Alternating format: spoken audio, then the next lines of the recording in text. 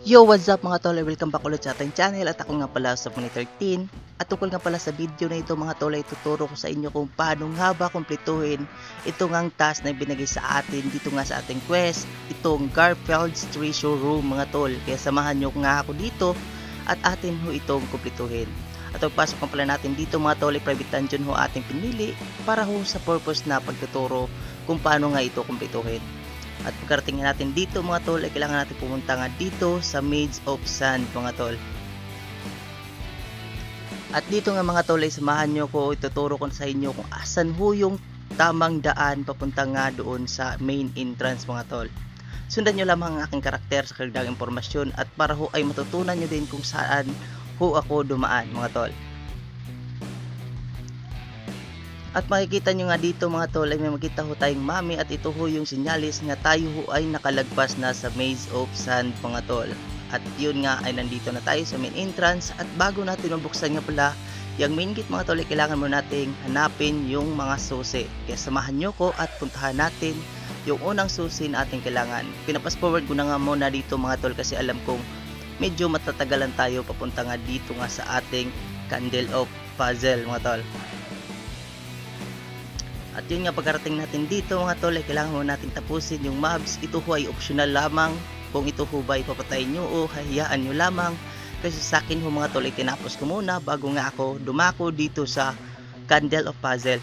At sa ganito nga itsura mga tol ay kailangan mo natin pindutin itong gitna mga tol dahil yun ho yung magbubukas ho ng extra daanan para ho dito sa susi na ating kukunin ngayon.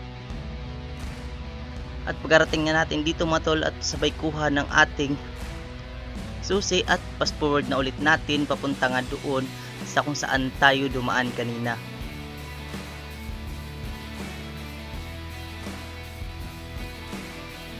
At dito nga mga tol ay dumaan na tayo dito at puntahan naman natin kung saan nga natin makukuha yung ikalawang susi para ho sa ating pabuksan na gate mamaya at kukunin natin yung final susi para sa main gate mga tol. Kaya samahan nyo ko, tara!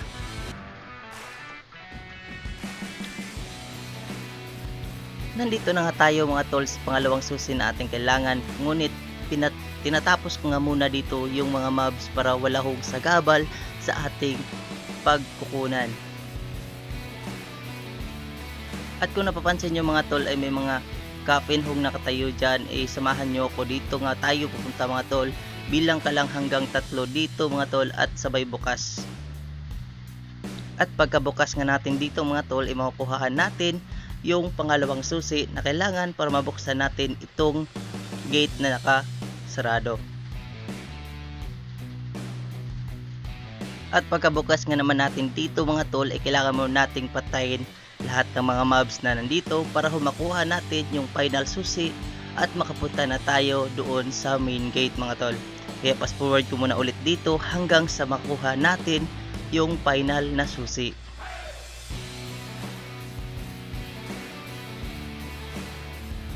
Tatlo hong stage ho ito mga tol, yun ho yung una at ito yung pangalawa at yung pangatlo nga nito mga tol ay ito at nandito. Pagkatapos ho nating patayin tong mga apat na mami na ito mga tol ay magkukusa hong lumabas yung boss ho nila dito o ito ho yung final round ng monster na ating papatayin at ito ho siya.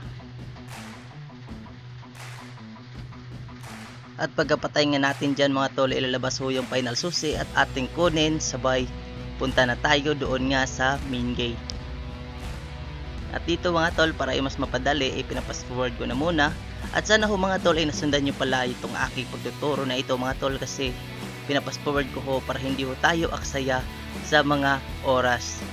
At dito na ho tayo sa main gate mga tol at pagkabukas nga natin dito ay atin na ho mahaharap yung Garfield statue mga tol. Kaya samahan nyo akong tingnan din itong napakaangas na effects nito mga tol bago natin ito tapusin. Kaya tara!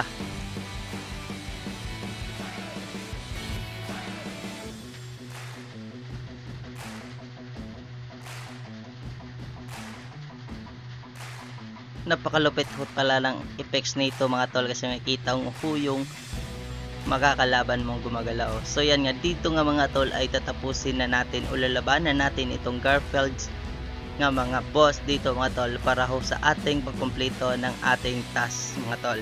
So at yun, natapos na mga tol, at sabay click na din natin itong umiilaw na ito sa pagpapatunay na tayo ho ay nakakomplito na sa ating task. At napakaangas din ang effects nito mga tol. So yun nga mga tol, at sana nakatulong ho ako sa inyo. See you sa ating susunod pang mga video, and to God be the glory. Whew!